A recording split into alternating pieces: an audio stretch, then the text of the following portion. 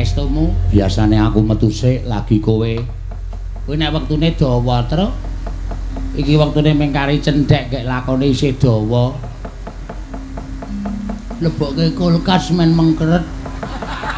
Apane? Lakon lebokke kulkas ora. Ki ana pamundutan saka panjenengane Bapak Bambang. Gara-gara iki kudu metu Gembira Loka. Weh, sing muni Gembira Loka gering e. Gering piye? Solikin ora mangkat e. Ya ora apa-apa, sing penting diaturake mergo dadi lega penggalihe. Kaya ngapa? Aku tak ndelok truk setune aku nek kowe pas ora ana, pas aku kowe ora ana aku metu nomor 1. Heeh. Ora wae jane dadak metu iki ngapa? Wong sing nang garenge. Kowe ndobel-ndobeli. Piye nek carane ngene iki sing dibuang gareng kowe apa gareng wayang wong? Lho, ana sing setuju wayang wong. Mesake ora. Heeh. Wingi dolan endi, Bu? Mangga. Ning Gembira.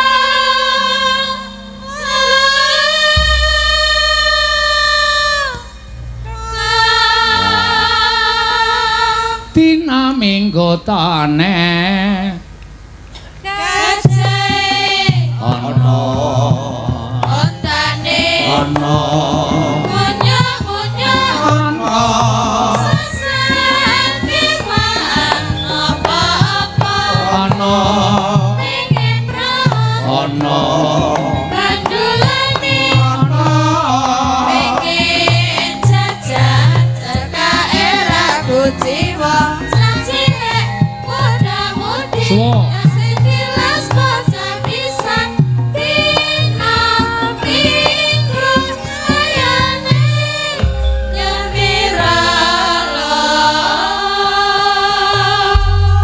ya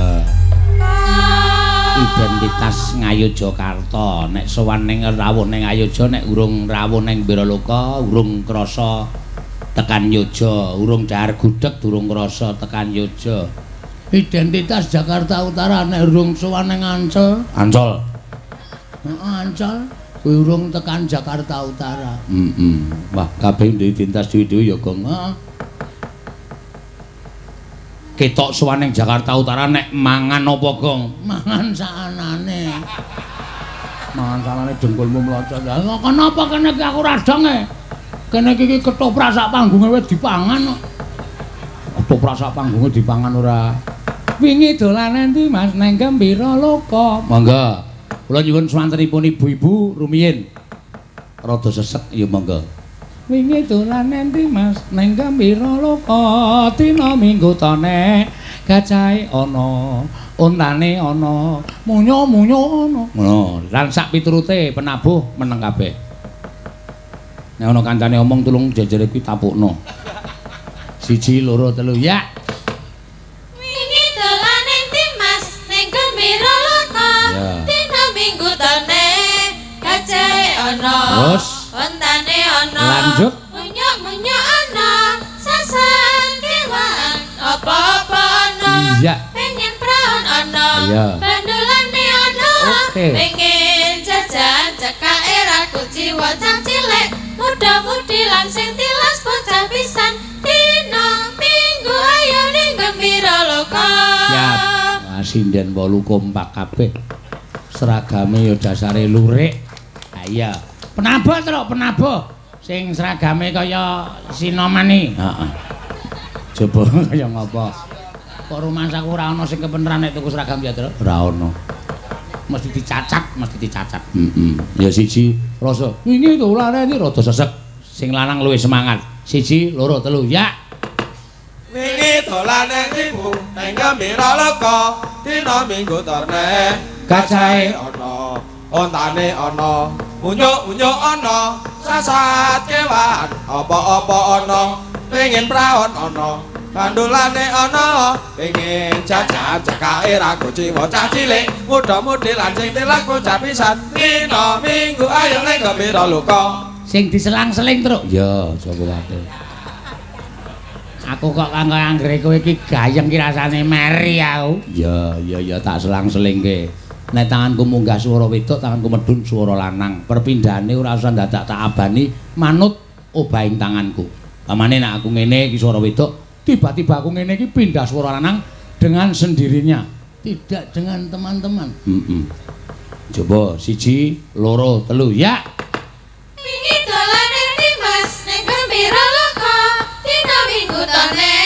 Gajahe ana, ontane ana, munyuk-munyuk Ana sasat kewan, apa-apa ana.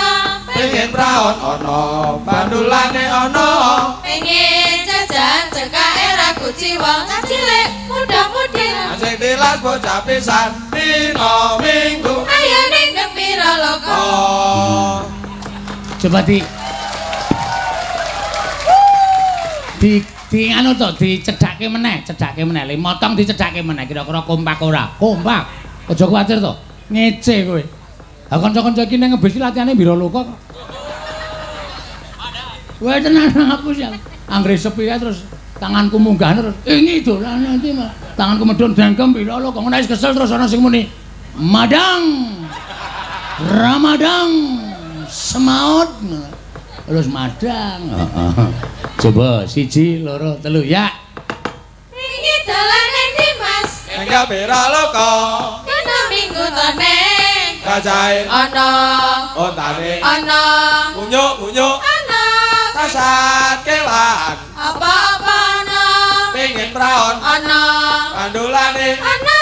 pengen jajan Cekake ragu jiwa. cilik, Muda-mudi lan sing tilas. bocah pisan Dina Minggu. ayo ning Gembira Loka. Loka. Wah, jane kuwi ya suwe lho terus jane ya. Heeh. Ning ora do titen. Yo yo, garange kon ngadeg ndamen udat-udut. Kok karepe kok terus kon terus. Dek iki nyambut gawe apa? Sekarang wong nek wis lunas ngono kuwi ya. Ya ora apa-apa. Jane sewengi apik Gembira Ria iki mau lho. Apa? Gembira Ria. Oh lah wis Gembira Loka kok Gembira Ria ora. Iki daleng gareng ngesti Pandhawa Gembira Loka ya ora apal. Pengen kelon apa? Pengen praon kok kelon. Aku malah ora hafal Mas, sumpah aku ora hafal lagu iki. Aku kudune wingi dolan endi Mas nang Gembira Loka dina Minggu tone gajahe ana untane ana munyuk-munyuk ana sasat kewan apa-apa ana pengen praon ana bandulane no pengen jajan cekake sarwa ana. jajan cekake ra kuciwa. Lah mergo sarwa ana. Heeh. Cah cilik Ndi? muda-mudi lan ling tilas bocah pisan dina Minggu ayo nang Gembira Loka. Oh. Aku wedi nyanyi Solikin. Heeh. Jane nek wonge ana iki wonge gering. Iya. Gering ki apa? Lara. Oh ya lara wae kok gering lho. Ayo pitik kae nek arep dibeler rak mergo gering. Ya ning istilahnya lara ya lara wong lanang. Ning tenan aku sumpah Mas iki sewengi metu Gembira Loka tok. Waduh jan. Wah senenge pol. Bener. Ha iya. Meng kaya ngene wae ya iso dadi penontone atusan ewon ning YouTube ki. Iki tandane kowe sampean ki dalang open. Kok dalang open? Mergo iki lagu iki wis suwe ana tur biyen kerep dicakke. Kerep banget. Ning mergo liyane iki do ora open sing ngopeni sampean iso nggo golek pangan. Nah. Iya, ya pancen bener. Aku ki iso ngopeni dagelan-dagelan simbah-simbah biyen to. Karo meneh iki yo kanggo ngecek karo ngetes kanca-kanca yoga bahwasanya sampai pagi pun beliau-beliau niaga ki tetep isih melek. Wah, wani merem ki resikone gedhe. Tenan kuwi. Ya mung siji. Sing kilap siji. Apa? Mau lho, sing mati mau sapa? Sing geder ki takon. Jebul pas paten-patenan sing geder turu. Lah kok melek biar ki sing mati mau sapa? Ngono ki. Ayo sajake ngimpi desane Keseripan. Iya. Nggih. Oh, iki pundutane Pak Bambang. Nggih, napa? Lah kene iki wau to. Oh nggih, pancen pun pesen set kula teka Wiraloko lho Mas, siap aku yang ngono. Iya. Nggih nyuwun pangapunten Pak, Mas Solikin mboten saged derek. Nggih. Nggih kepeksa niki masal Wiraloko masal. Pak Bambang iki namung Pak Solikin ora melu ki ya gelo, asline gelo. Ning Mas aku wis ngerti iso maca penggali Pak Bambang. Piye to? Wah, Solikin ora melu ora iso ngetoki Wiraloko sing saut-sautan. Oke, ora masalah. Sesuk tak nanggap meneh, mesti ngono. Ning nggih ngentosi Solikin waras, Pak. Nggih. Ngentosi Solikin waras ngenteni gareng gering, Pak. Oh, pujine elek. Kowe iki senengane ngaluk. Ora ngalep kok ya. Mong ning kene iki pujine iki mujekke Pak Bambang sekeluarga kalih Srubeda Gudorcana sing nyambut gawe sehat. Uga karo sing dikitanke. Ngopo? Ya ben dadi bocah sing migunana. Migunani. Aku wegah aku. Aku akhir keburuk Bagong iki wegah omongane mencam-mence. Bagong iki sing duwe malah ora iso nglakokke lho. Barang kecekel aku malah viral Bagong iki. Dadi sing nglakokke mangkel karo aku. Iki wae sapa? Ngene Mas Cahya Kuntadi iki Dek aku mayang suran tak gawane ya, Dik. Mang beto Mas, lah marang tak gawa kok malah. Lah kae dalang alusan kok. Dadi senengi. Iki sing iso nglakokke dalang bekasaan. Yo nang mburi kelir yo. Ngapa? Tak pacul cengelmu. Aja to sing wingi wae urung duruk kok saiki arep dipacul neh. Wong ngomong kitan. Ayo saiki ngudi kawruh ngulir budi. Kitan ki apa? Kitan ki supit. Ah, beda. Kitan dhewe, supit dhewe, tetak dhewe. Ning aku gak lho nek diarteke.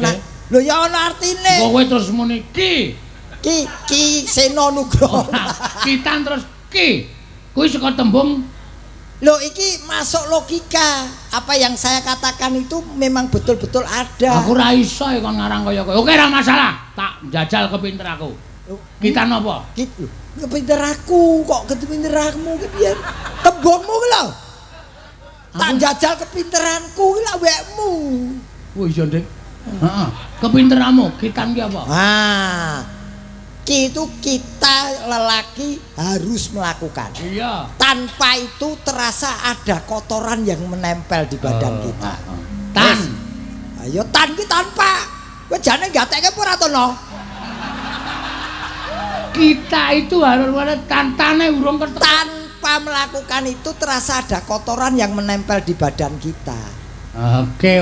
Oh, saiki gendi kowe ngartekke supit. Rungokke. Ya. Nek ora iso kaya kowe luwung urang bagong. Lagi iki yo kowe gelem saut-sautan yo lagi iki. Yo, supit. Su. Ora usah cerewet sik. Tak mikir. Ah, ya lono jedahe ngene iki kecekel kene. Supaya tetap bersih harus ada yang dihilangkan. Pit.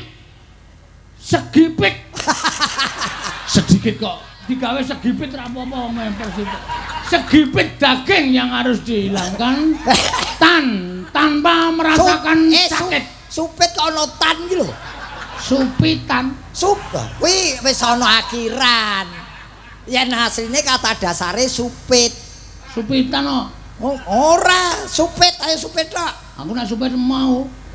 Supitan tanpa ada rasa sakit. Contohnya sekarang Pak Bong itu nek menawarkan tidak terasa sedikit pun. Iya dah? Heeh. Ya kuwi padahal asline kaya dikruyuk semut geni. Jane yen supit ki peringatan bagi seorang laki-laki. Nggih. Niku nganu Mas Gareng niku nulat jeneng Nabi Ibrahim. Nggih. Ning kula cocok dengan penemunya orang yang mengatakan bahwasanya kalau mengislamkan itu sebetulnya ada kelirunya sedikit. Karena seorang manusia itu masuk Islam dikala mengucapkan kalimat syahadat. Kamangka Dek Novian ki sadurunge sunat wis mengucapkan kalimat syahadat. Tegese wis Islam sadurunge. Oh. Ki aku ki jebolan majelis taklim kene kok. Wis arep ngejak apa wis saiki? Ora arep ngejak. Ora ngejak piye wis kadung tekan kene ora dijak iki. Heeh. Aja sia-sia lho karo aku. Supitan ki mau. Wis ngentekke. Kowe saiki aku tak takon. Supitan itu ada berapa dekade? Tembungmu kok keduren dekade iki lho. Wis to wangsul ana kowe rasa dadak. 3 dekade. Apa wae? Sing pertama disupiti nganggo apa? Nganggo waduk. Wah, kuwi wis modern. Asline takono bapak-bapak sing umur 80. Tekane 85. Biyen supit ki nganggo welah empring kae lho. Jenenge welat kae. Empring kae landhep banget. Ming diris tel ngono tok wis ra dobati terus go mulih. Kowe umur pira saiki? Aku wis umur 50 munggah lho. Ah 50 munggah iki sing nganggo welat mula bentuke ra karo-karuan. Ayo delok, wani ye. Bojoku malah dadi seneng kok. Malah dirasake iso tekan dindi kok. Nyeprok kembang mawar kae kok. Dadi wah iki bojoku aker Siti mewah. Ayo kuwi akibate nganggo pring kaya ngono kuwi. Istimewa dadine ning bentuke pancen ora pokro. Ah ya, iki dadi pring terus mulai modern malah saiki ana apa? Laser ya, Mas. Laser iki kalah meneh saiki ming ana sing dilempit. Lah kowe iki berarti ra sayang anak. Lho ku sayang anak piye wong anakku wedok kabeh kok. Piye to ki? Oh iya, ya berarti ya sarang tetangga lah ngono wae. Ah mulane anakku kuwi tak terke wingi ditari kok aku robonge. Piye? Piye Mas, supite model pripun, Pak? Sing paling larang niku mung dilempit. Terus dilempit terus diapake? Ayo mung dilempit kaya diwiru kae. Wah, bentuke kaya potelot tapi banget rapi banget. Ora iki gen ora ucul terus diseleti kok, Mas. Ora ngerti aku kuwi urusane dokter kok takon aku. Nek takon ning ngebong kono ora ning aku. Lho, oh lah wong kowe iki sing ngeterke anakmu, sing tetak anakmu kok. Lah nek aku ora takon karo dokter niku dikapake ngono kok kaya arep ngerti-ngerti ya. Kok nesu napa to kowe iki? Nesu pertanyaanmu ya ora masuk akal kok. Lah kowe diseleti apa ora? Ah ya ora. Ora ya wis kok nesu. Wong kari omong ora kowe kok nesu. Amah aku kok muni ora sing logika ngono lho.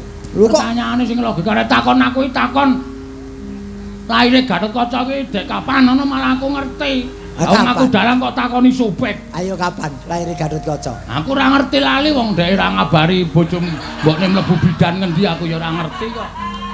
Lho si Ar ki waktu nglairke ora omong kowe? Sapa? Arimbi. Ora ngerti aku wong do meneng-menengan kok ngerti-ngerti wis metu kok. Tak dileki nang rumah sakit ya ora ana. Oh iki nang bidan. Pasien iki saiki gandeng aku kepethuk dalang sing pinter. Gareng kuwi jane anake sapa? Anake Semar. Sing asli. Anake nek cara Yoja Begawan Solontara. Tegese Gandarwa Maya. Anake wong pinter, anake gendruwo. Iki anake gendruwo, ngati-ati. Omong sak omong karo aku ngati-ati. Iki mau ra sida udan sebab apa? Lho. Sampean to? Heeh. Mergo sampean to. Aku ora sombong lho, iki sing ngomong lho. Ora sida udan mergo tok dongane. Lho, sing ndonga sapa? Lah sebabe apa mergane? Lho, mergo sing gawe ora ngedunke. Iki ora usah dipikir mumet-mumet to, wong uripmu dhewe iki wis rekoso. Ora arep tak pikir mumet kok. Ora. Oke, nderek bingah ndongake ingkang nembe. Iki Sunter Jaya. Lah yen iki tak oceki, Mas. Iki ora tau oceki bakale kualat aku. Sunter Jaya napa, Mas? Sun ki saka tembung sunyinya suasana pecah dengan keramaian yang diadakan oleh Pak Bambang sekeluarga. Iya, luar biasa. Ternyata Pak Bambang punya hajat tasakuran putranya yang baru dikitankan Mas Novian. Betul. Jadi wayangan dengan dalang yang lagi koming di apa kuwi? Berapa? Sing lagi meledak-meledak ning sosmed ki apa? Booming. Dengan dalang yang lagi booming Ki Seno Nugroho dari Yogyakarta. Z. Gula Zaina. Wong Jaya ya ini wayangan komplit ya ini. Ada dagelannya Gareng dari Semarang. Wah. Iki paket komplit yo ngene iki. Wayang kok tanpa Gareng udan terus. Wah, anggepe dhek iki sing nolak udan. Pancen ya. Ora percaya ya, Le. Ora percaya iki lho adimu lanang iki. Ora percaya kowe. Ayo percaya. Aku tau lho rek, kowe iki ora sembrono terus iki ya pancen pawang udan tenan. Lho, kene yo ngerti ngerti. Lho, tak kon ning nggon aku dek jaman aku ewo ya. Piye Kang kae kok mendunge kaya ngono? Meneng kok. Meneng wae kas dakep. Mendung sing nang tengah iki ngulon kabeh. Weh, ha to. Let 5 menit ngetan meneh nggawa kanca. Terus banget terus tak tuthuk ember wong. Mau kowe karo wong kejem. Karo wong kejem. Lah sae nolak udan kok malah mendunge nggawa kanca ora. Ngundang rombongan. Ayo saiki udan iki apa tegese? Udan ya air laut yang menaik ke awan lalu di sana menjadi omong ki sing de facto. iki ngelmu lho. Ngelmu kuwi Takono guru ngendi wae? Air laut menguap. apa mesti air laute sing menguap apa air kali ra entuk meluap? Ya maksud tuh air laut ki meliputi air kali, air apapun karena semuanya air itu Piye? bermuara di laut.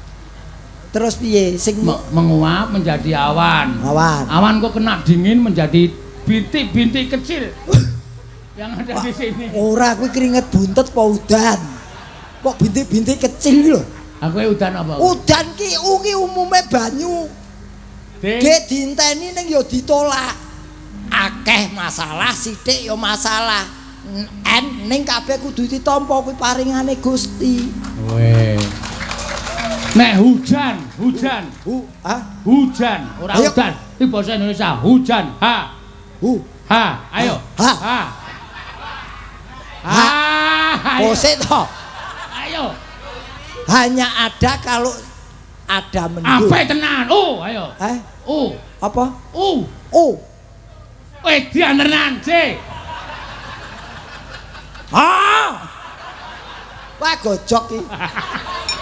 Metu ya iki cara lawas lho kene iki gojok kene iki metu. Ning anu sing tak terjemahke iki untuk ora jeneng nganu ora iki mung nyelimur sing lagi kebanjiran. Nggih. Dadi banjir niku banyak airnya. Jika semakin tinggi segeralah mengungsi. Raihlah apa yang ada saja, yang penting nyawa Anda selamat. Wes. Kuwi iki awake dhewe nganu Mas Gareng. Dawa. Bila sungkawa kagem para kadang-kadang sing kena. Aku ora mung sungkawa tak, sungkono barang. Sapa? Ya ora mung aku sungkono barang. Iki ora sembrono lho iki. Lho, iki nang Jakarta lho. apa sing entuk sungkawa iki gur kowe tok sungkono ora entuk melu sungkawa? Maksudnya iki kata-katamu sing apik. Lho, lah kata-kata apa? Kata-katamu ki mau lho, ayo padha nderek bela sungkawa sing kena banjir kok tekan sungkono barang. Maksudku ki sungkono barang iki tak kon melu bela sungkawa ngono lho. Oh, ora ngono ditengahke soalé iki kan sing kena banjir cedak-cedak ngono nek nganti do streaming wah cangkeme Gareng kok malah mleh. Oh, parani gaweke. Lho ora ngono to, Mas. Asalahe kowe. Wedi. Ora wedi apa? Sopire bajemu sing tak tumpak ya bar kebanjiran sopire. Salahe kok ya. Ora ya. Sedulure-sedulure awake dhewe. Mugi menika pacoban. Seperti yang saya katakan tadi, apapun itu bentuknya, baik rezeki maupun musibah harus tetap kita syukuri. Nggih, terus ya karo diselani Mas Gareng. Ndi, sapa? Mbak Tiwi monggo rengu kala wau sonten dereng dipun aturaken. Tiwi iki sing ndi? Sing pojok dhewe iki. Iki. Heeh. Oh ki rung. Yo. Wejan. Iki tipene setia lho iki. Sikile jeber iki. Biasane nyengkerem ngene. Nyokot. Apa, Dok? Nyetrum. Nggih. Oh, tukang son kuwi nyetrum lho. Pun 2 kali nyetrum. Jane ngediani kowe kok kowe Ra iso. jukuk liyane. Aku dagelan mampu kok weles dhewe to. Wah, Sing duwe ngamuk. Tiwi. Nggih. Piye kabare, Nduk Cahyu? Sehat. Sehat. Isih ning kono ta? Teng pundi? Embuh. Aku kuwi iso. daleme pring surat. Saiki ora pring surat, pring singon, Mas. Kok pring singon? Pring singon. Apa singon surat. Heeh. Singon surat. Ana sing prisa kali ampung. Oke to. Kali Ampo. Iya, Nduk, omahmu Kali Ampo. Nggih. Wah, mulane ayo. Ajake wis terkenal kowe ning kono. Piye kahanamu? Kahanan apa nih? Aku ki pekewuh ya aku kan. Aku angger kepethuk cah wedok nglawuhi ngene iki pekewuh aku. Nglawu iki maksudnya piye? Disawang enak marki ngono lho. Oh. Piye? Wis omah-omah? Sampun nate. Oh iki padha iki.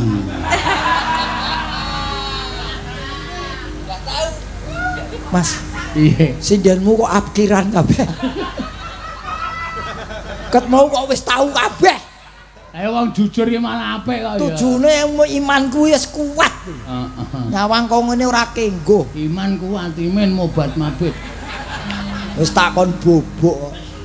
Nduk, Tiwi, nembang kaya sing dikersake Mas Seno. Iki yo ngaturi pundutan sing mundut ya, Nduk, sayang. Nggih, kok sayang. Lho, iki sayange wong tuwa nyang anak. Oh nggih. Ayo. Ayo. Ayo rezeki kok mari. Apa Mas? Rengu ta? Rengu. Memanise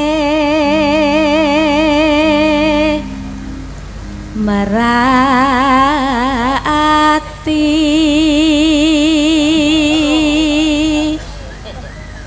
Sriuning mus kacaane mung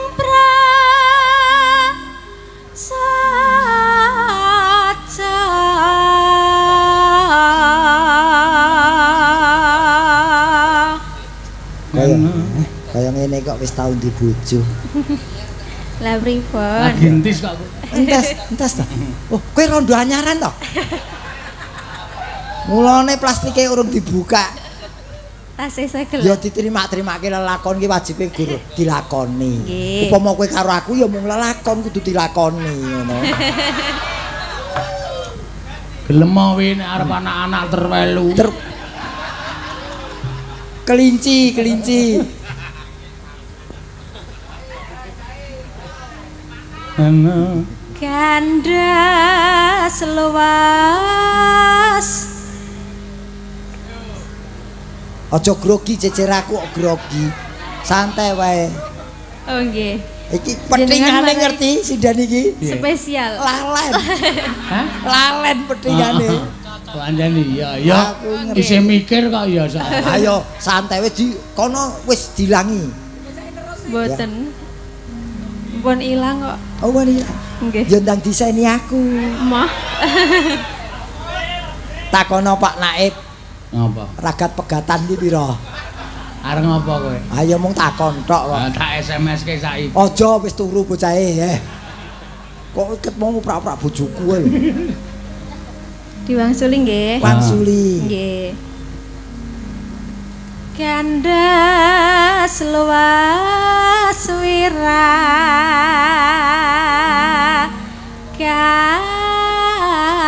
kane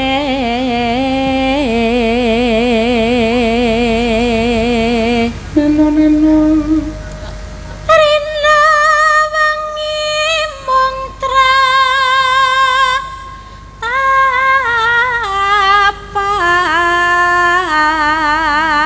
tapan montang manting tanjena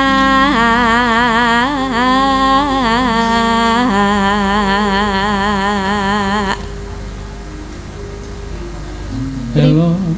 Tan burung Sri. Ora ngaco lho. Kang masira duh wong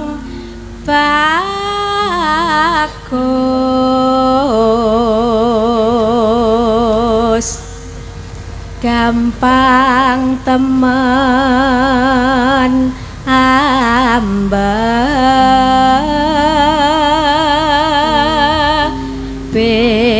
beda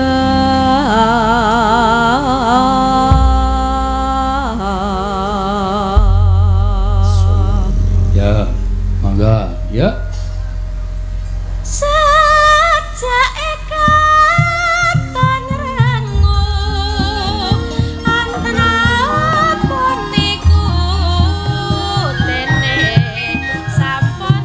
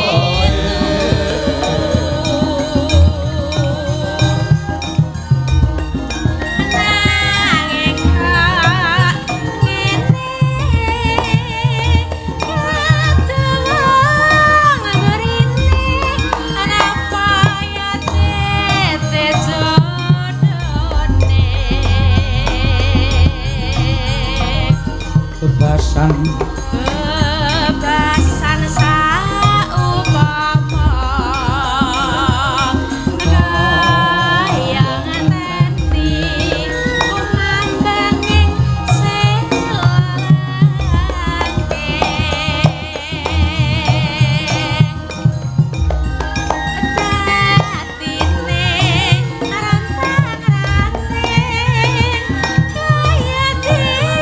Rasa tok make.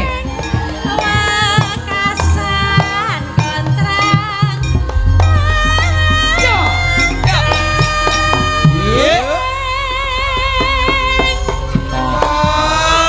Wis kowe nek dhek ngene iki nek Nggih. supaya mudar rasah nembang meneh. Oh. Kowe kekerasan dalam panggung sandiwara. Ngomong. Ayo, yang terus ke. Waduh. Oh, kata-katamu wis ora nguwati yang apa. Sing tak undang kowe ra nesu lho, kowe kok geger napa to? Lah ya ora wangun aku ki mengepaske kok. Lah ngopo to wong aku sayang ki ora mesti suami istri kekasih. Nanti Gong, golek cetok. Gah, Wong kok gambleh wae ket mau ora meneng. dene selirane wong kok. Ya. kena kang wis kalengken aku tresnan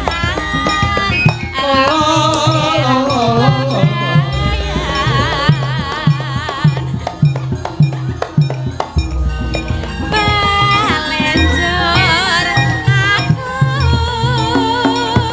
wis kadung kesuruh hatiku Ya. mung tanes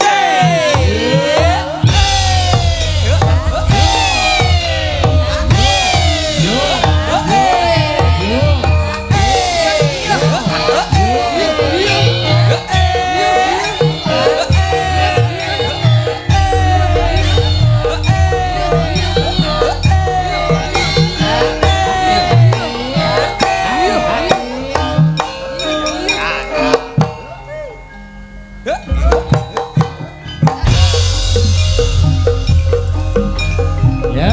sajak ikatan antara niku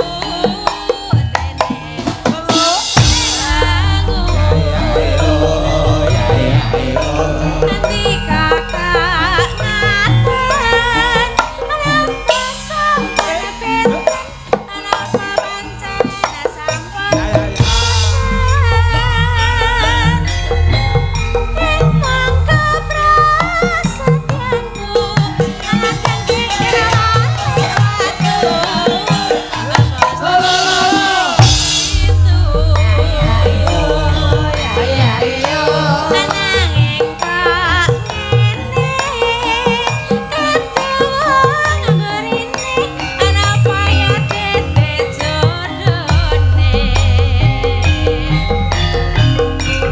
bebasan saupama kaya ngenteni aku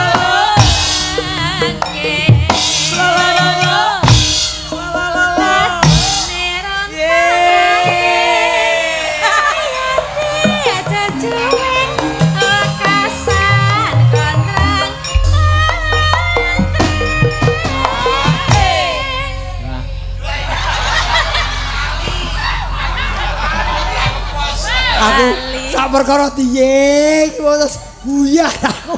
Lali madhek pos aku. Nyat wis di ngono kok wis dirancang kok. Engko jam-jamane digawe kecelik ngono. Lah ya dirancangi gek dibangun, rancang tok ora dibangun. Lah mengkare goleki watu kok. Golek Watu nggo apa? Nggo mondasi apa urung kok wis ae. Ya. Aku sik menikmati karo iki kok. Ya. Ya yang ya. Nggih. Yang. Ha sesuk kowe baline bareng iki mulai Semarang kowe mandek kali Ampo. Iki, Ha iya no. kowe seneng kancane dibacok wong ya. Ngopo kok ora ana apa-apa kok dibaca piye? Lah iki dhewe ra ndek bojo, ingsun pribadi. Lah isih duwe titian. Kae luwih kejem timbangane wong lanang bojoku. Jare mau wis ra seneng. Mau nampa ning transit mau. Apa? ngerti sik ngebel bojomu terus muring-muring sik bareng anu diangkat. Halo. Aku wis ning transit sayang. Gawar muni lames. Sik nun saya ketoke ora aku tok ya termasuk kowe barang. Oh wong padha-padha. Ya tutukno yang. Yo. Kuna kang wis kalanggan aku bakal ora mikir bebrayaan Valendor aku wis kadung seluruh hatiku tak sarengmu.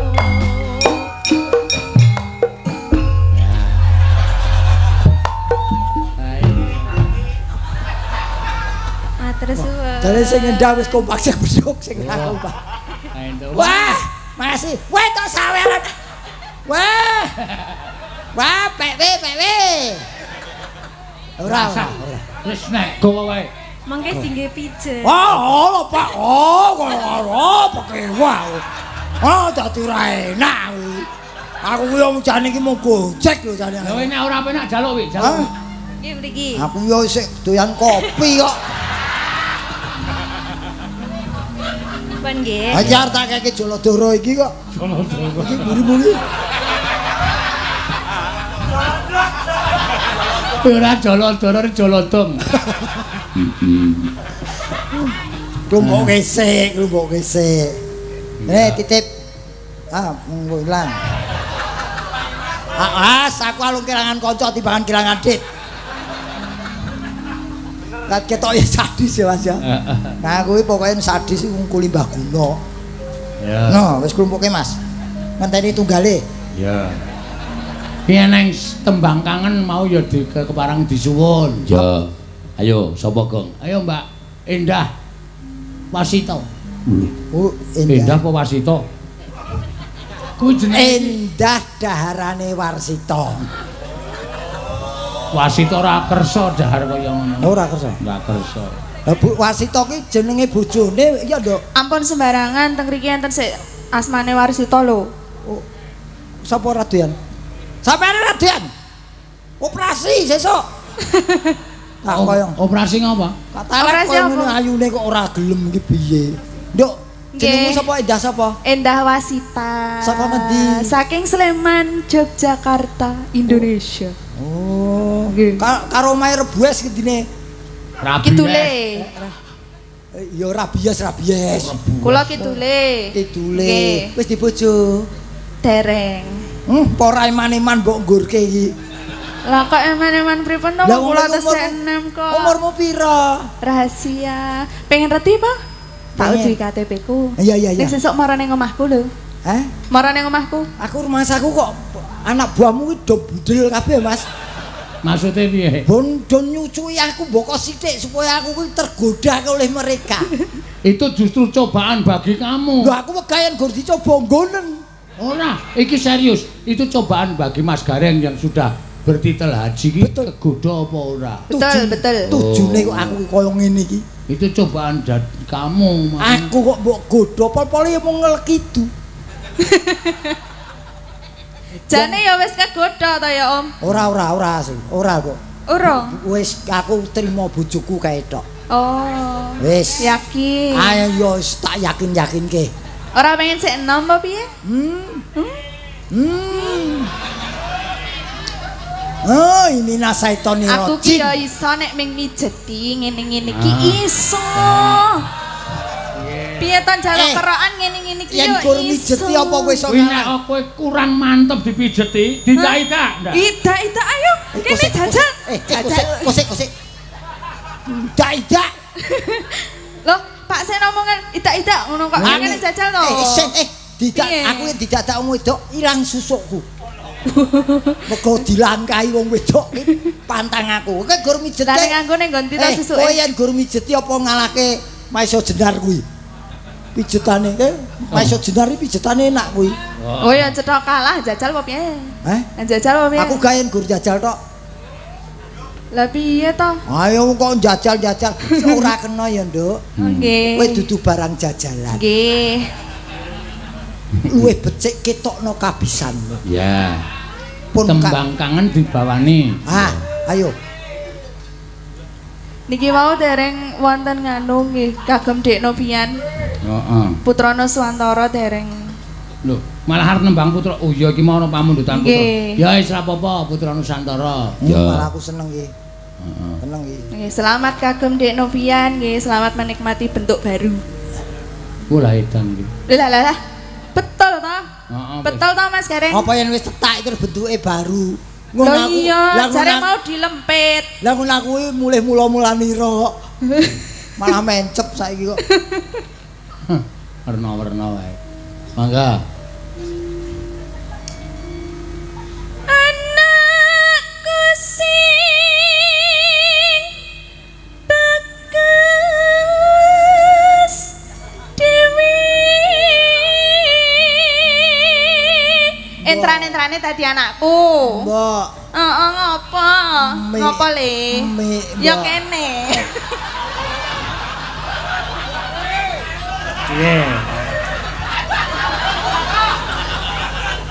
Ayo saking goblokmu nek emoh kok ya.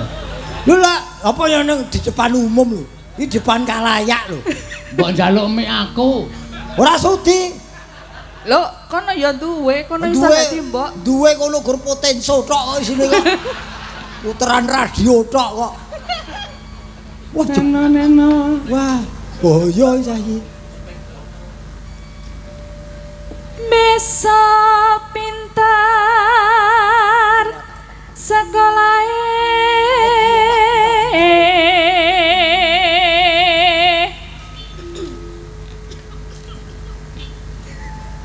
Nyanyi jegok.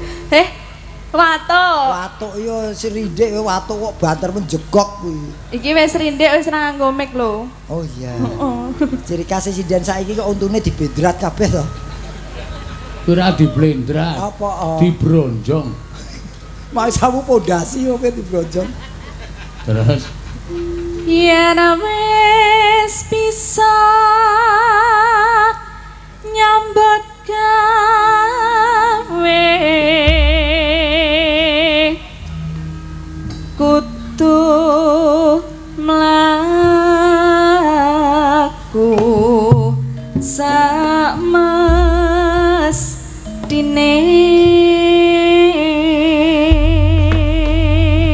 ya. Neno monggo. Cep menengan geranakku aja pijar nangis wae. Anakku sing bagus dhewe besok pintar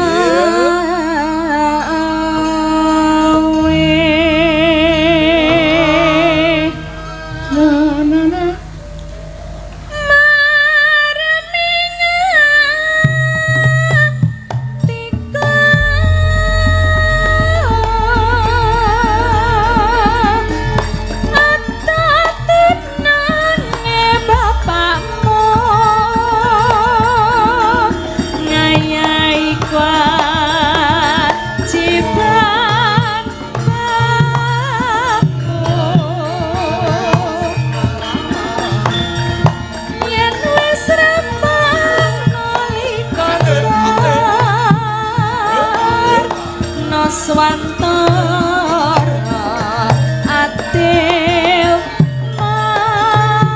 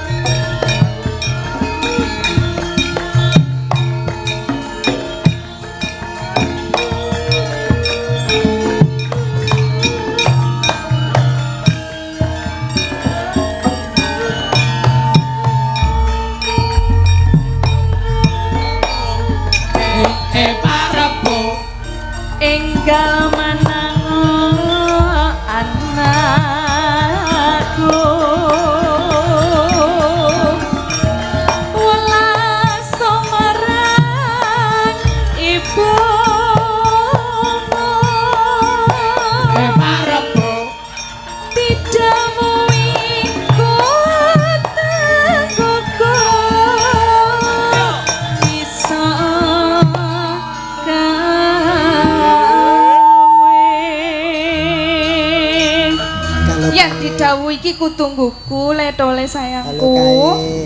Halo kae. Halo kae. Li bola bali mandek. Oh lah anake petok iki jebul. Lah yo ki turunane mboke. Oh iya ya. Ah, iya. Lah turunane bapakne parang no kae. Oh, aku ki anake kuwi to. Iya. Kok ngerti ora metu aku. Ora metu ngapa kok? Isin aku. Ya, mangga.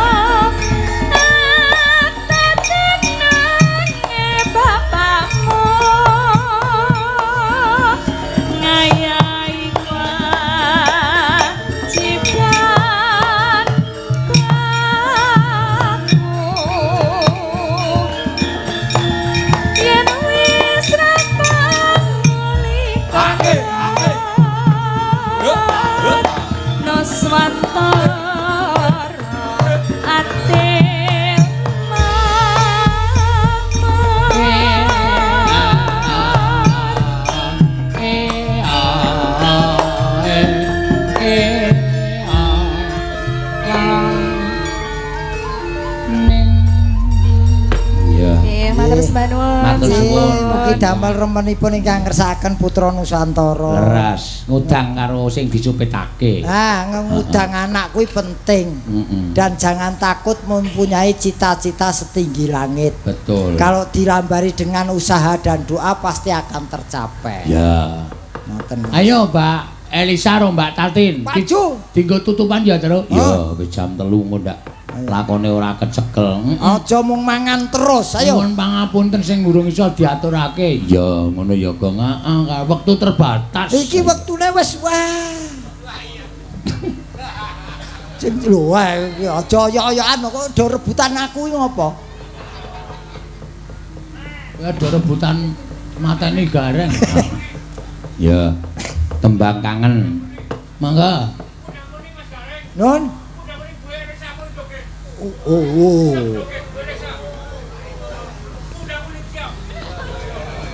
Kudang kuning bar niki nggih, Pak. Bar niki mengke kudang kuning saiki tembang kangen riyen. Monggo, iya. Dadi kangen kudang kuning, Pak. Heeh. Menika pamundutan tembang kangen ugi wonten. Ya. Nggih. Ya. Diaturake langsung wae ya, Gong. Heeh, monggo, yuk.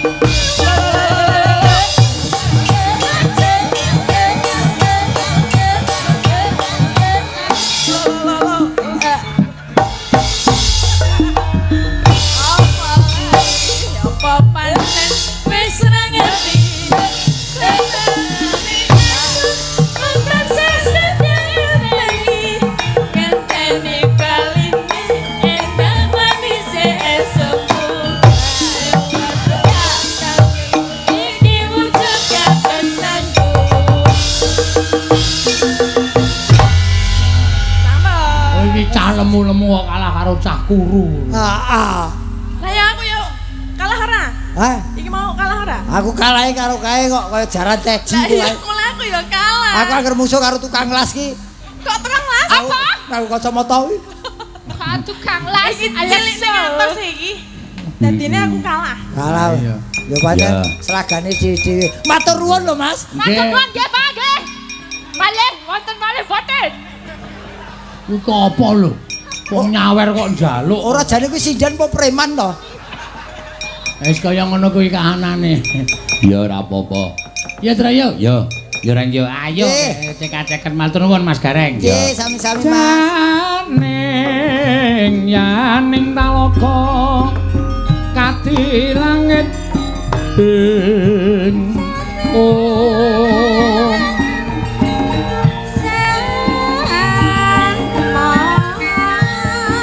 mambang pantepasolan pamaneka lintang tulya kusuma yana sumawur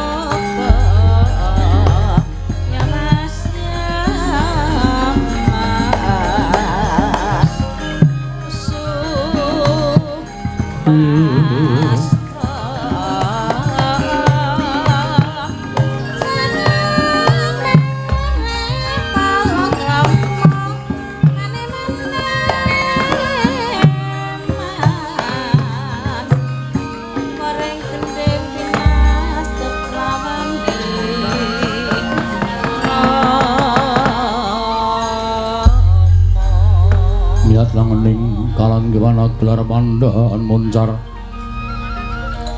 tinon lir kekonang surem sorote tan padang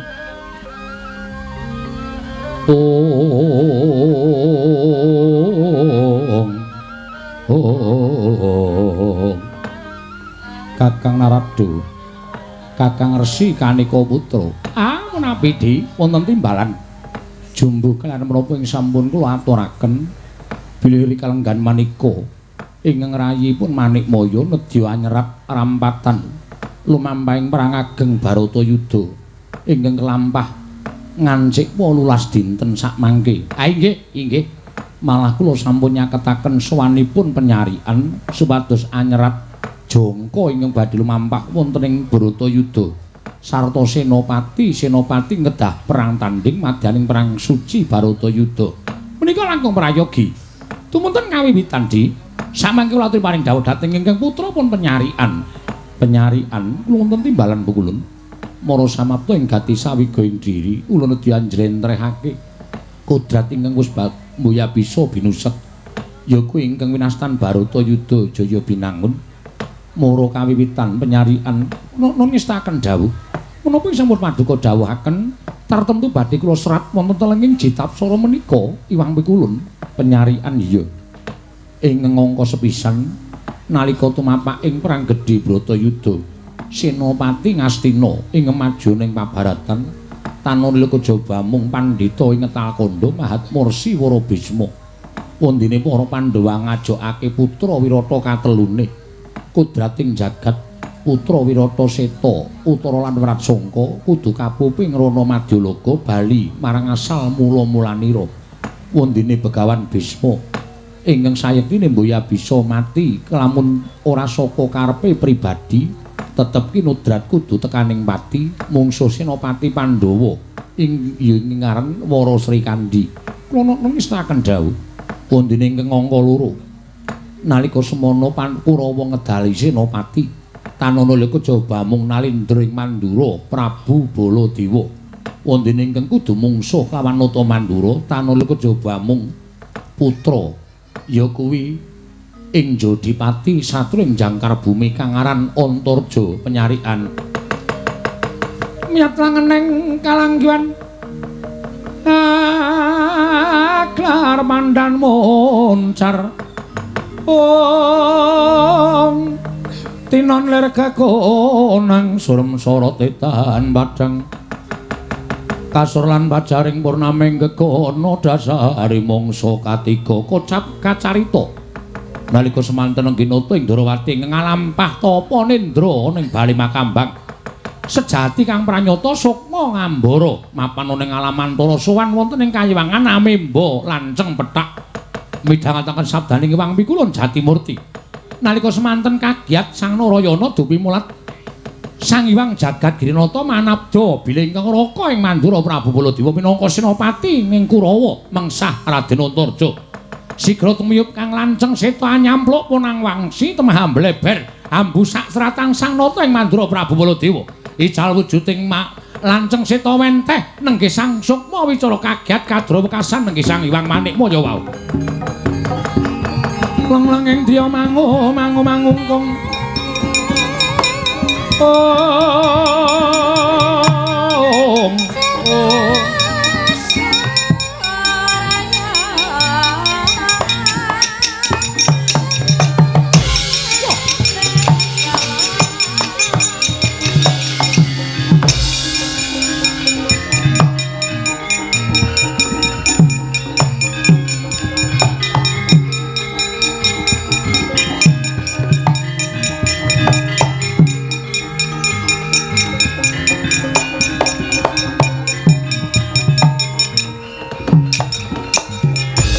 Redo mangawur-awur-wurahan tengaraning ajurit kong maguru gongso tetekaya butulawur pandriting turangga hesti nunamit pasang Kalimantabi Pukulun tadah wadono kula ingkang abyantur ngso paduka Pukulun kita ingkang mimba lanceng seta tumuli ambusak seratan ana ing Citapsara kanthi anyuntak wujuding mangsi Narayana wonten timbalan apa to kang dadi wigatine dene mengkono kang dadi pakarti kita nyuwun pangapunten estining manah kula mboten lila menawi kadang kula sepuh ing Mandura madeg Senopati Senyapatening para sata Kurawa mengsahipun kedah pun Antarja Pukulun Antarja menika kula nuwun sewu nadyan wujudipun nem-neman atmajanipun Werkudara menika kula nyuwun pangapunten nanging Debyasura sekti kalintang jayaning perang kula kinten Koko Prabu Mandura mboten badhe saged ngasoraken kridanipun Antarja mila babakan Senopati saking Astina ingkang kasalira Koko Prabu Mandura tuwin Senopati ngamarta ingkang kasalira dening pun Antarja menika kala wau sampun ngantos sirat wonten ing Jitapsara Kresna kita aja miradati kelawan kudrating jagat apan kudu kaya mengkono kudrat ingkang lumaku mboten kula ingkang mboten sarujuk banjur karep kita kepiye kula nyuwun supados seratan menika sampun ngantos wonten kodrat menika sampun ngantos wonten kita ulun udanani lamun kita bisa gawe lelakon tumraping kadang kita ya kuwi nalindring Mandura sartane Si Antarja kula ing badhe pados lalampanipun Koko Prabu Mandura piyambak Pukulun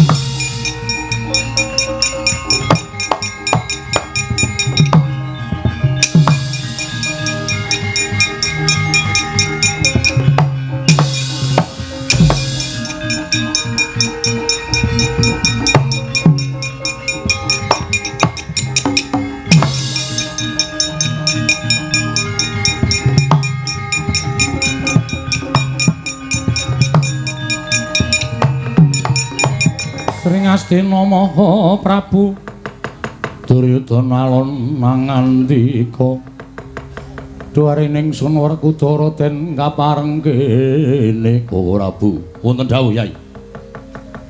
Kabar ingkang sumebar Koko Prabu Ndarawati nglampahi tapa mangambang wonten ing Balikambang. Sinten ingkang saged amungu kasutapanipun Koko Prabu Ndawaraka menika badhe cinadhang unggul wonten ing Bratayuda Jaya Pinangun. Koko Prabu Ndarawati menika kapernah kadang tarunanipun Koko Prabu Mandura. Menawi jengandika Koko Prabu menika saestu tresna dhateng ngrayipun Duryudana. Kula kinten jengandika Koko Prabu sagah amungu nendranipun Koko Prabu Ndarawati. Lenggah prayogi, Yai, Yai Prabu Ndarawati. Aku ingkang prapta kowe wungu saka nendramu Yai Prabu.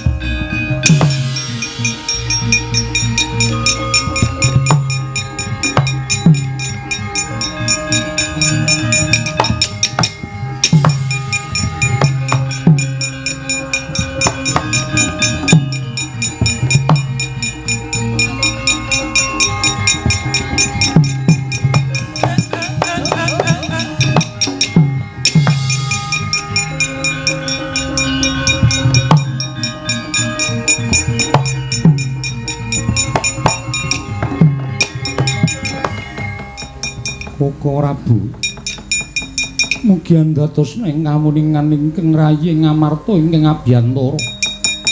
Koko Prabu mugi kepareng ampung anggen paduka nglampahi tapa nendra. Kula ingkang rayipun Darma Kusuma. Wah, jlitheng kakangku ayu tangi. Tangi anggon mung lakoni tapa nendra jlitheng kakangku. Koko Prabu Koko Prabu Ndarawati monggo ngaturi wungu menika ingkang rayipun Janaka ingkang sowan wonten ing Balikambang. Koko Prabu kula aturi wungu. Kula aturi wungu saha juga anggen paduka nglampah tapa menika Koko Prabu. Ndara Janaka Gagang Semar kepiye? Setahun sampeyan anggenipun gugah ingkang raka mboten ajeng wungu. Ngibarate niku wujute kurungan ning manuke pun mboten wonten kok, Den.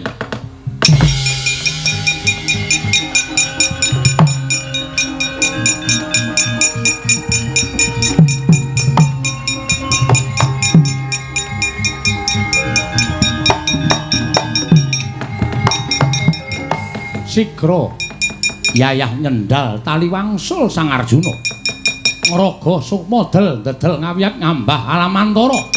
Kondur wonten raganipun Sang Arjuna miwah nata Ndarawati nalika semanten sigra wungu saking nendra bombong tyasing para Pandhawa wau.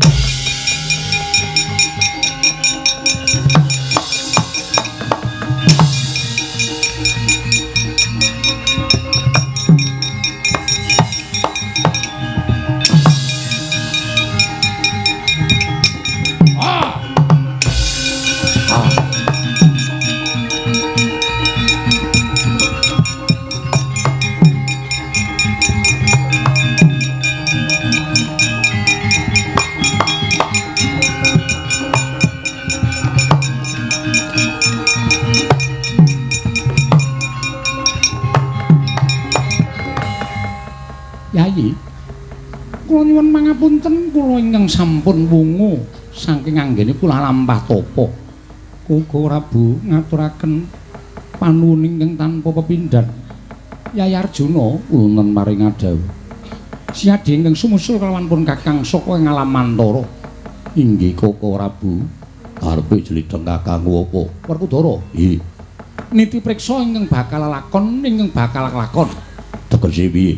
Jangkaning jagat ing nastan Bratayuda Jaya Binangun. Dina samengko pun Kakang masa entuk ya kuwi Werda Jangka Bratayuda kang aran Jitapsara. Kanipun Kakang wis bisa ngasta wujuding Baka Jitapsara pun Kakang ngerti marang lakuning Bratayuda.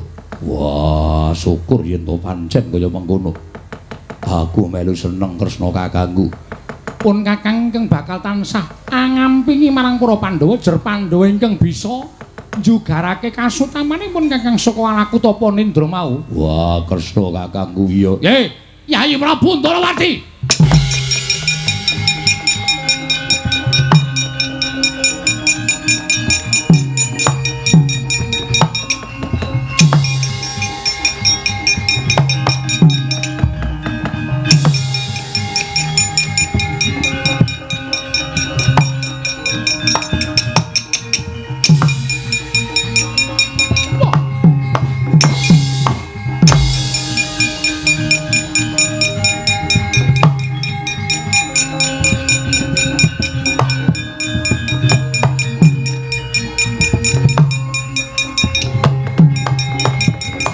Mangkahanggra sesumbar lindhu bumi gunjing kumaluduk kuntur ketup lumembak penyu kang kumambang dosang Wisnu Bathara.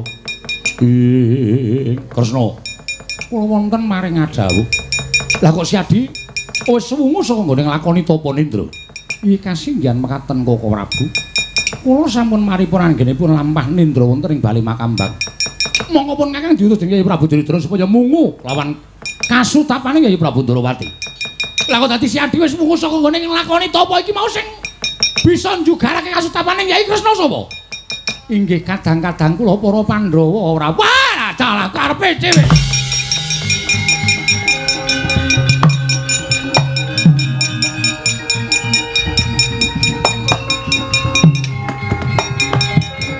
Kresna, kula wonten maring adhawuh. Saiki aku tak takon karo kowe Wangsulana. Inggih. Koko Prabu badhe ndangu menapa? Aku sapa? Paduka kadang kula Werda.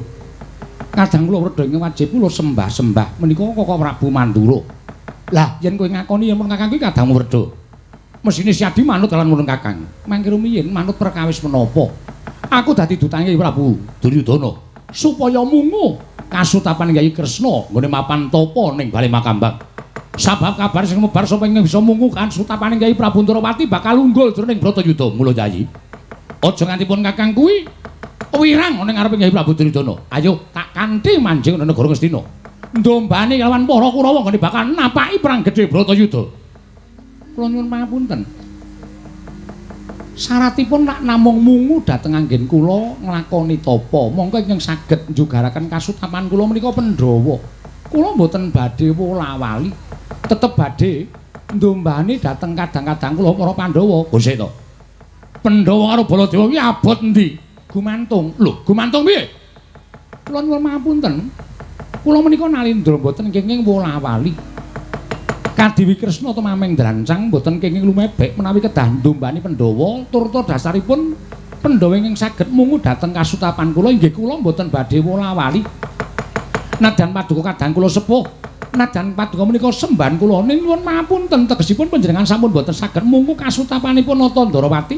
Lah kok badhe meksa ingkang rayi menika lajeng nalaripun kados pundi cobi kula nyuwun prisa. Kowe melu aku apa ora?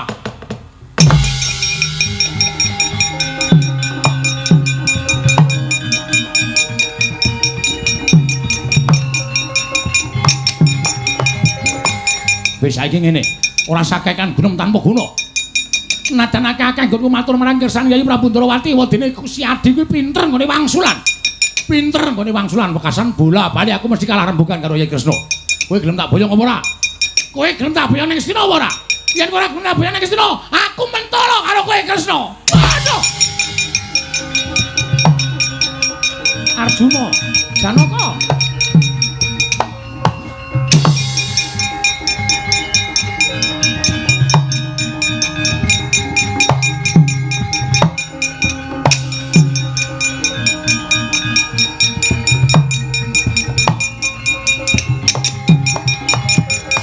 Setan kuku karepe dhewe. Janoe, dasar para nyata Kakang Baladewa. Lho, nungkak krama karo aku. Ora perlu tak ajeni. Dasare kuwi bakal meksa kalawan Koko Prabu Ndarawati. Kena mboyong Koko Prabu Ndarawati. Nang ayu bandanen Janaka sempalan pundak kiwa lan tengene. Apa kaya ngono kuwi pakartine Ratu Mandura. Ingkang nerak pacak nerajang perbatang sing iso mungu Koko Prabu ki para Pandhawa. Aja ngesuk-esuk karo kabejaning para Pandhawa. Ora gelem bali ana wong tuwa diwaneni bocah. Wah, iblis sangat kowe. Tuku ngarepe dhewe. Wah, mati. Oh. Aduh. Wah. Oh.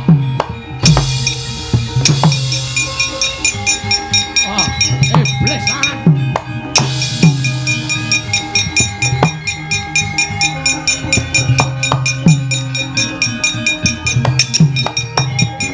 Rayane binatang menungso jajalan.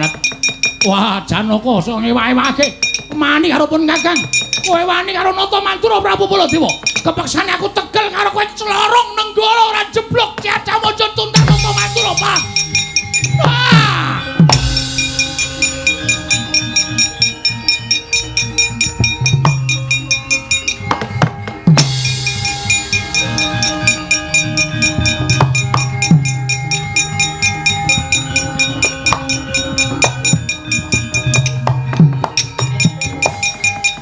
Kebat kaya kilat kesit pindha tatit lambahing Kyai Nenggala den lepasaken dening Sang Baladewa ner dadaning Sang Arjuna tanggap Sang Abagus siga minglar saking papan pabaratan Nenggala tumancep wonten ing Bantala Satemah bengkah tanggap risang nata ing Ndarawati wau.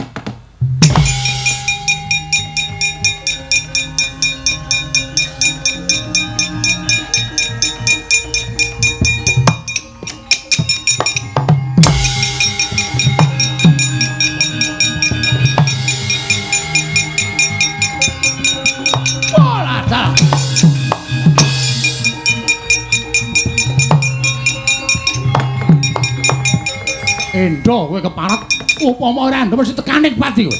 Ayo aja wae ndani Kyai Nenggala. Nek pancen kowe satriya digdaya tampanono nganggo dada Kyai Nenggala. Prabu Baladewa. Destun temen pakarti kita. Ing atase kita nggunakake pusaka sewiyah-wiyah. Kita nggunakake pusaka ora manut kelawan pranatan sarta kekuwataning pusaka. Ngerti yo? Kyai Nenggala tumancep ana ing Bantala ulun dewaning bumi ora narimakake bumi dadi panas murup kaya dene geni kang mangkono Prabu Baladewa seksenana lamun pati kita besok bakal cinepit bumi sapitu. Waduh mati Kresna mati aku. Oh aduh hati aku.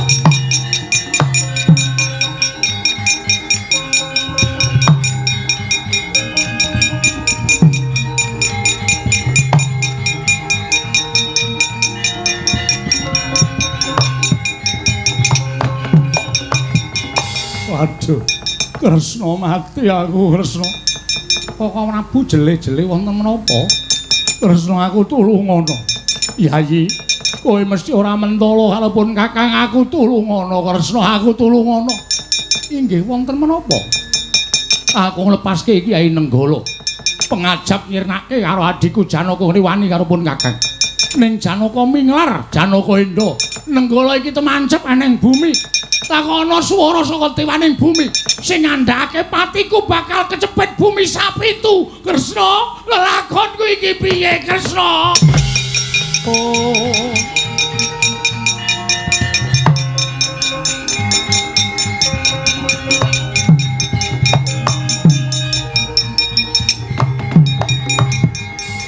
Koko Prabu, Kyai Nenggala menika pusaka kadewatan. Mboten saged dipun ginakaken sak kersanipun Koko Prabu kedah sak traju sak bobot menawi kedah nyirnakaken dhateng mangsaipun. Iya, iya. Lah aku kudu piye? Aku kudu piye, Kresna? Aku matiku bakal ngrekoso sesuk. Samenika ngatun kemawon. tiyang nggadahi kelepatan niku kedah dipun tebus. Nebuse piye? Koko Prabu kula nuwun pamunten. Sak mangke Koko Prabu kedah wantun nilar Kamukten Mandura. Lho. Nilar Kamukten Mandura. Inggih. Lah Mandura terus piye kahanane? Dawuh dhateng Nayaka Mandura, Mandura bondo donyanipun kedah dipun dum-dumaken dening para kawula. Sedayanipun kongsi tapis. Didum-dumke dening kawula. Inggih. Menika srana panjenengan nebus dosa ing angka kalih. Koko Prabu kedah lampah tapa, laku tapa. Suwene pirang taun, suwene pirang sasi, babakan perkawis dangunipun pinter menika kula mboten saged ngaturaken. Nanging kedah nglampahi tapa ngantos sak sedanipun Koko Prabu benjang. Lho, nganti sak patiku, inggih. Lah, tapane aku kudu nendi? Kasutapanipun kedah mapan wonten ing papan inggih menika Grojogan Sewu utawi Cemara Sewu. Grojogan Sewu Cemara Sewu inggih. Waduh. Lah kok dadi kaya ngene kahananku Kresna sampun to. Menika sampun kula drat kedah mekaten lampanipun. Samangke Koko Prabu naturi tindak wonten ing Grojogan Sewu tuwin Cemara Sewu madeg Brahmana wonten ing mriku. Ya, ya. Negari Mandura bondo donyanipun dipun dum-dumaken dening para kawula sak negari Mandura supados gesangipun sami murwat. Ya, ya, ya. Saged mboten? Ya, ya aku sagu.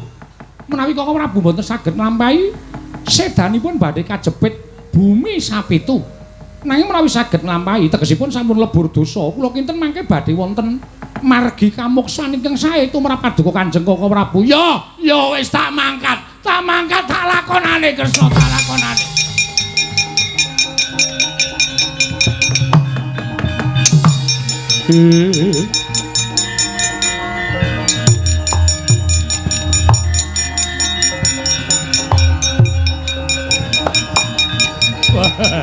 Wonten jawuh sinuwun.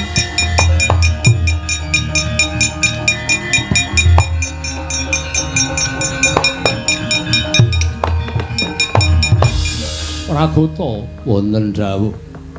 Dadi mangsa iki kowe kudu pisah karo aku Pragota. Lho, pisah pripun? Kula menika rangka panjenengan. Pragota kowe yen tak critani lelakonku mesti mung muspra tanpa guna jeruk ora bakal bisa mbantu aku apa-apa yen ora aku dhewe yang nglakoni. Nggih. Lah pripun? Kowe Baliya. Wangsul yo. Baliya klumpukna kawula sak negara Mandura. Bondo donya Mandura domna marang para kawula kabeh. Oh nggih. Lah panjenengan badhe tindak pundi? Panjenengan menapa mboten kundur wonten negari Mandura? Sinuwun Pragota. Wiwit dina iki aku ora bakal mapan ning saben-saben negara Mandura. Mergo aku kudu nebus dosaku lawan dewaning bumi ingkang wis kena daya kekuwataning Kyai Nenggala. Aku kudu nglakoni tapa nganti sak patiku sesuk Pragata. Wah, lha pripun ya?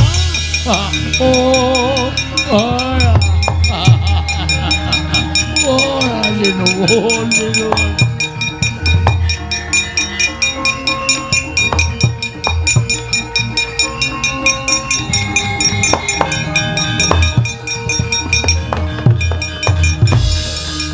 Ora kok kados mengkaten. Lajeng kula kados pundi? Wis. Muktimu karo aku ya mung cukup tekan semene. Saiki urip dhewe-dhewe. Golek pepadhange ati dhewe-dhewe Baliya. Aja ngrendheti niatku ngono bakal manjing dadi pendhita, manjing kasutapanku. Nggih.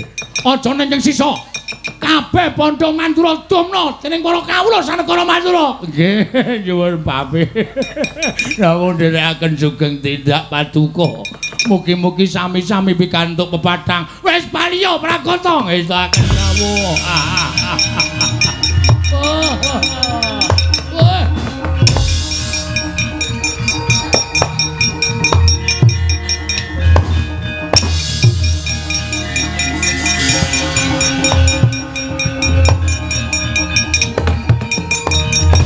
Meraina smubang Iwang Aruna ati netraning angga rapuh sabdaning kukila ring kanikara saketer kene donganing kunglir wuwuh sing pene panca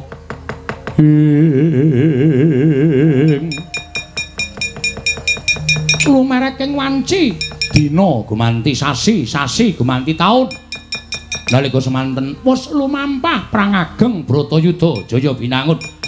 Kurawa tumpes kelor datanpa sisa. Lebuna teng Astina Prabu Duryudana ugi gugur madyaning rana Madyalaga. Pandhawa boyong wonten negaring Astina. Nalika semanten nata Prabu Puntadewa sigra madeg Nalendra jejuluk Sang Nata Prabu Kalimataya. Anyareng ileng punang jabang bayi turasing sawarga Raden Abimanyu nenggih Raden Paripurna ya Raden Parikesit. Sang Nata Prabu Kalimataya sigra lengser ke prabon. Ing cipta sidya menengaken ingkang mayah Prabu Parikesit jumeneng nata wonten negaring Ngastina.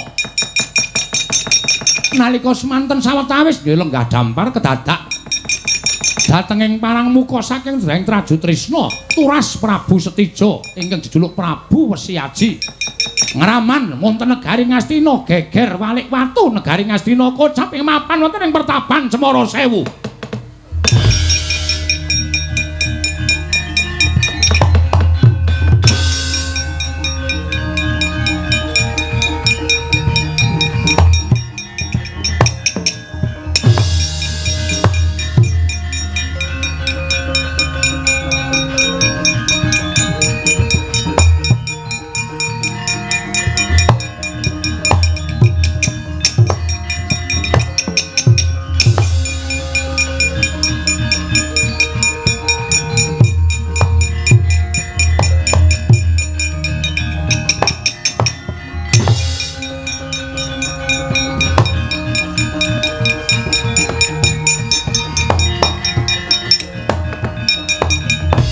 Gunjang kanjeng langit kelap-kelap katon lir kincanging risang mawe gandrung ing Joko wonten dawuh Panembahan suwe pertapan Grojogan Sewu kene ora ana wong ingkang wani sowan. Lah kok iki neng nom-noman iki sapa iki? Nyuwun pangapunten kula piyambak dereng mangertos. Mugi pareng wani bali dhateng swanipun nem-neman menika wa. Ya, Prayoga Nastiyaka. Inggih ngestakaken dawuh. Bocah. Yen dak sawang umurmu durung sepira. Kowe sowan ana ing ngarsaning Panembahan Curiganata. Wigatine apa lan kowe kuwi sapa? Nggih. Nyuwun pangapunten Eyang, kula ingkang sowan. Lho, kosek. Lah kok dadi kowe nyelok aku Eyang kuwi ketemu pirang perkara? Kula nyuwun pangapunten kula menika wingking saking kasatriyan Paranggaruda. Lho. Paranggaruda? Inggih. Kosek. Kowe aja ngawur-ngawur. Paranggaruda kuwi kasatriyane anakku Samba biyen. Lah kok dadi kowe ngaku yen to kowe iki satriya saka Paranggaruda? Nyuwun pangapunten. Kula menika wayah paduka. Kula nika putranipun satriya ing nembe kemawon panjenengan ngendikaaken. Lho. Satriya sing lagi wae tak kandhake sapa? Kula menika putranipun nuwun sewu Kanjeng Rama Sawarga Raden Samba. Kula menika pun Dwara. Kula menika wayah paduka. Lho. Anake Samba wae. Inggih. Wah, dalaku kowe. Kowe tuwa tenan aku. Wah, anake Samba wae. Wedan.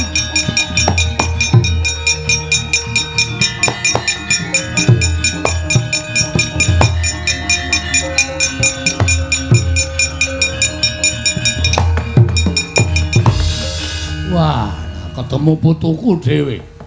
Samba wis mati suwe banget nalika perang Gojalisota. Lah saiki wis puputu semene gedene. Putuku wis semene gedene. Inggih Kanjeng Hyang. Wis jenengmu mau sapa? Kula pun Dwara. Dwara inggih kasinggihan mekaten. Ingkang wayah pun Dwara. Lah kok dadi kowe sowan meneh ngopo? Enek wigati apa? Nyuwun pangapunten kula menika dipun utus Nalendra ing Ngastina. Lho. Ratu Ngastina? Inggih. Kyai Prabu Duryudana sanes. Lho. Dudu piye? Ingkang dados Nalendra wonten negaring Ngastina menika sakmangke kadang kula pun Kyai Prabu Parikesit. Lho. Parikesit inggih kasinggihan mekaten. Lah Kyai Prabu Darmakusuma inggih sampun boten wonten. Bratayuda wis kelakon. Sampun kelampah. Sing menang endi? Ingkang menang para Pandhawa yang Pandhawa. Lah Pandhawa kula nyuwun mapunten Pandhawa sareng kaliyan Kanjeng Eyang Nata ing Darawati. Inggih menika Eyang Prabu Sri Bathara Kresna samangke sampun muksa Kanjeng Eyang. Lho, Pandhawa karo Yai Prabu Kresna wis ora ana. Sampun mboten. Aku kok dhewe nek donya iki piye? Kresna. Oh. Wah, lho ati aku.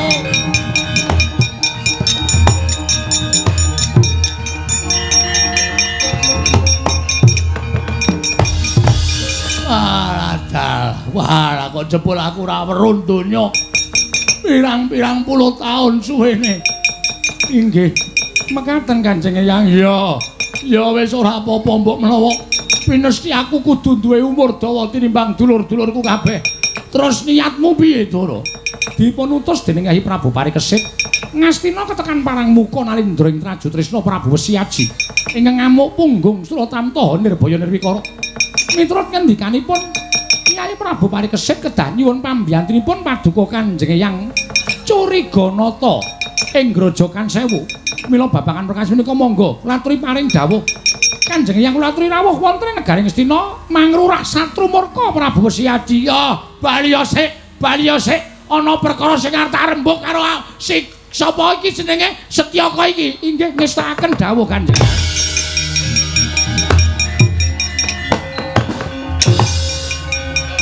Toko, wonten dawuh. Maju ne. Inggih.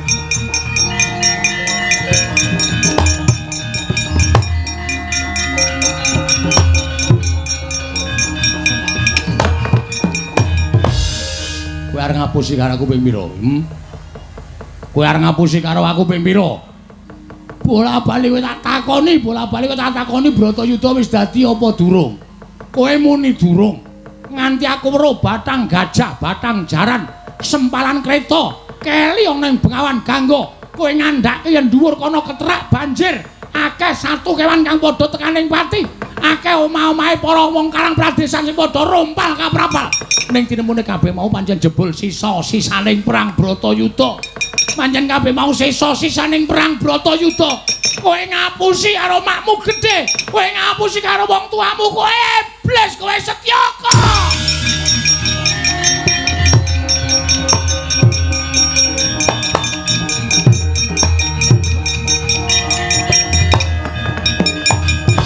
Mudar pecah ndasmu.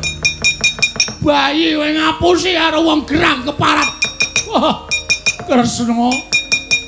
Kyai Prabu Puntadewa panjenengan sampun nilar dhateng kula. Kresna kowe kok mentala ninggal karo aku. Wesiaji ayo, amuk iki Begawan Curiganata Wesiaji.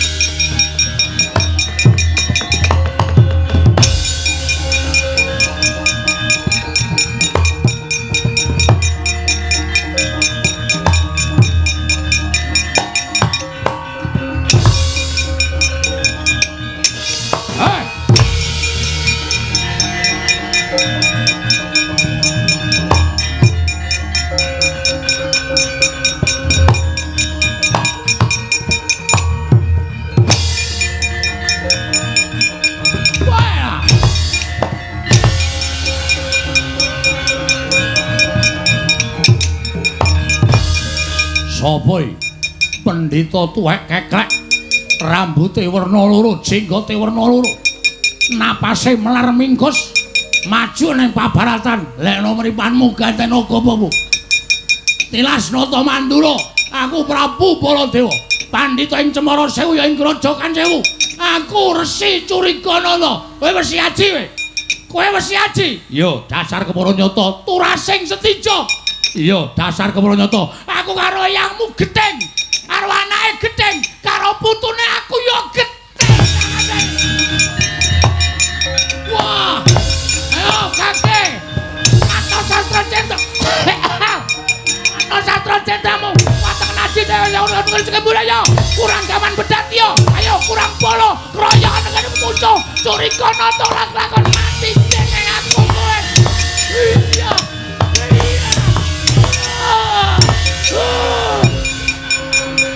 Ayo, amo, ayo, amo.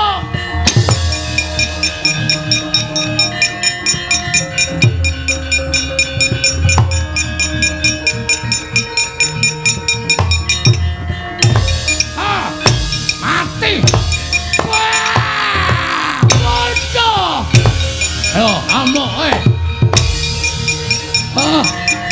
iya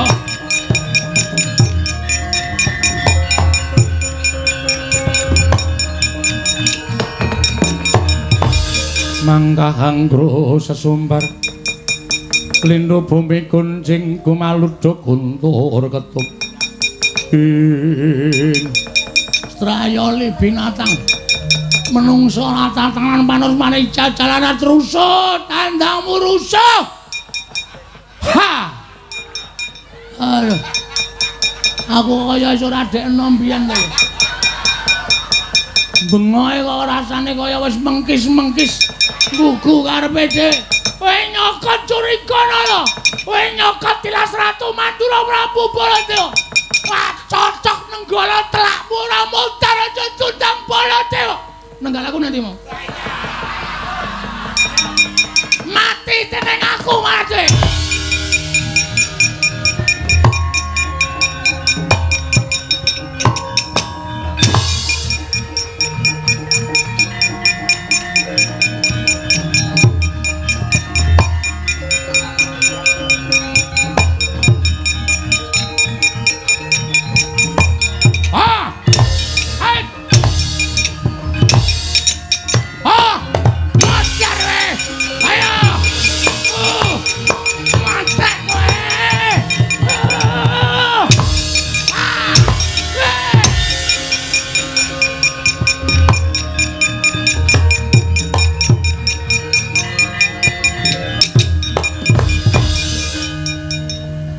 kan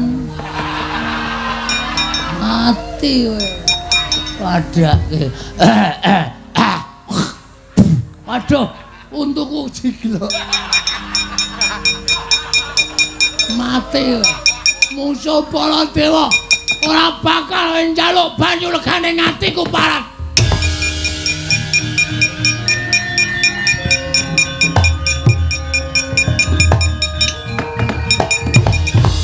kaya wasana sasmita nyaketi telas tulising nata Mandura Prabu Baladewa Kyai Nenggala nalika semanten ngambara ngawiyat kondur wonten ing kayiwangan kaget nata Mandura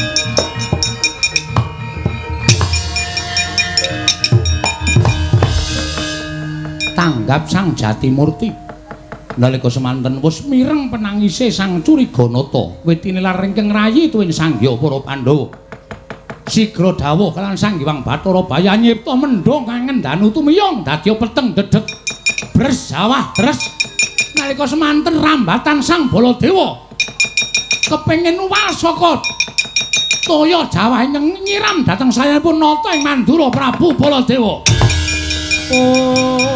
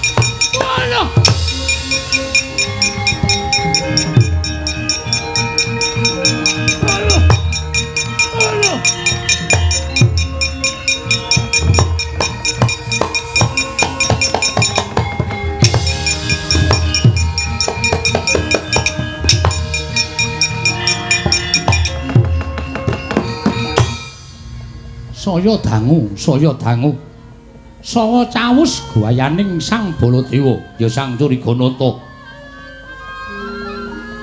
saya katingal